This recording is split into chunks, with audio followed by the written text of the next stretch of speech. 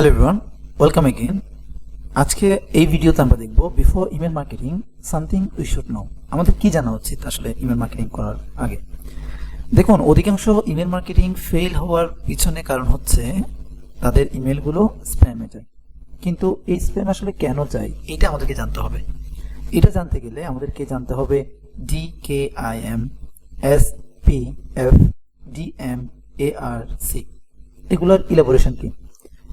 DKIM Domain Key Identified Mail, SPF Sender Policy Framework, DMARC Domain Based Message Authentication Reporting and Conformance।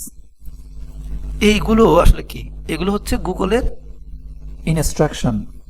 ফেব্রুয়ারি 2024 থেকে আমরা চাইলেই এখন যেভাবে যতটুকু রেজাল্ট পাচ্ছি, কিন্তু তখন রেজাল্ট পাওয়াটা আমাদের জন্য একটু কষ্টকর হয়ে যাবে, বিশেষ করে ইমেল মার্কেটিং এর ক্ষেত্রে।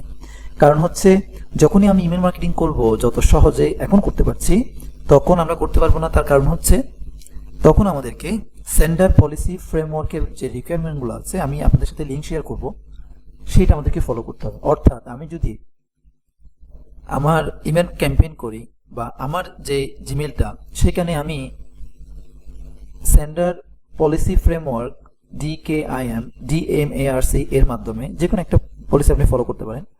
এগুলোর মাধ্যমে আমি মূলত কোন কোন ডোমেইন থেকে আমি ইমেল চাই বা ইমেল অ্যালাউ করব, সেরকম একটা লিস্ট আমরা এখানে আপলোড করে দিতে পারবো বা অ্যাড করে দিতে পারবো আমাদের ডোমেইন বা আমাদের যে গুগল ওয়ার্ক স্পেস আছে সেটার মাধ্যমে।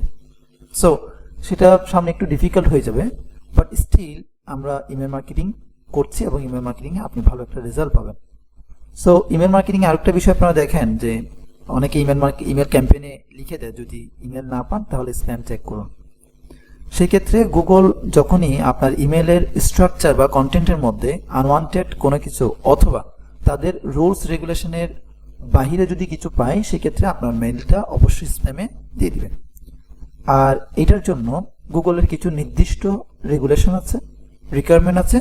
সেই রেগুলেশন রিকোয়ারমেন্টগুলো আমি আপনাদেরকে এখানে না বলে জাস্ট আমি আপনাদের সাথে একটা লিঙ্ক শেয়ার করতে চাই।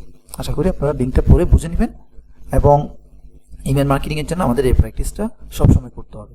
থ্যাংক ইউ সবাইকে। পরবর্তী ভিডিও দেখার আমন্ত্রণ জানাচ্ছি।